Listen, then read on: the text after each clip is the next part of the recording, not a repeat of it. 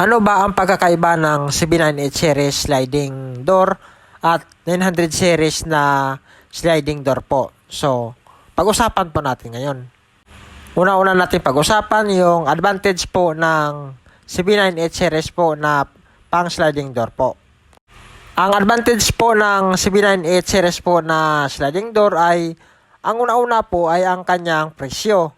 Dahil di hamak po na mas mura talaga yung CB98 series kaysa sa 900 series po.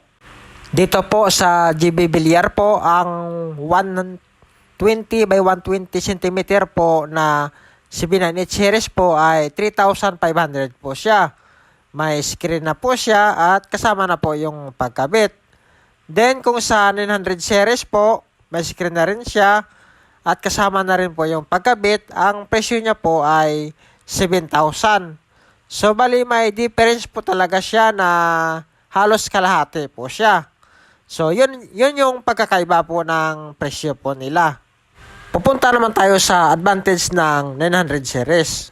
Ang advantage naman ng 900 series ay dun siya bumawi sa quality. Kumbaga, mas magandang klase na aluminum, mas mahal.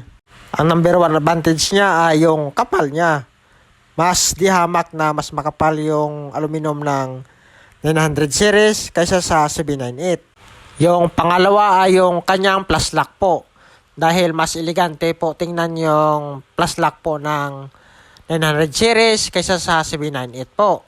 Yung pangatlo po ay yung pag-slide po ng kanyang mga panel dahil smooth na smooth po yung slide po ng 900 kasi yung gulong niya po ay unicorn tapos double po yan kaya napaka-swabe po siya i-slide po siya.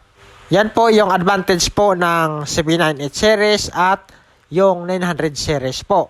Tapos po yung nagpapamahal po dyan yung presyo po ng labor po kasi bawat installer po ay may kanya-kanya pong presyo po yan. So yung advice ko po sa inyo na mas maganda po na mag-canvas po muna kayo bago kayo magpagawa. Kasi po iba-iba po talaga yung presyo po niya ng bawat installer po. Pero sa materials po yan, hindi po yan magkakalayo. Sa followers po ng GB Villar channel ay naghihingi po ako ng paumanhin na ngayon lang po ako nakapag-upload dahil sa dami po ng aking mga gawa ay hindi na ako nakapag-edit po simula pa po ng January. So ngayon po ay magsisimula na rin po ako ngayon na mag-upload po ng video araw-araw at salamat po sa suporta nyo po. Maraming salamat po sa mga followers ko po at salamat din po sa pag-share po ng video po namin. Salamat!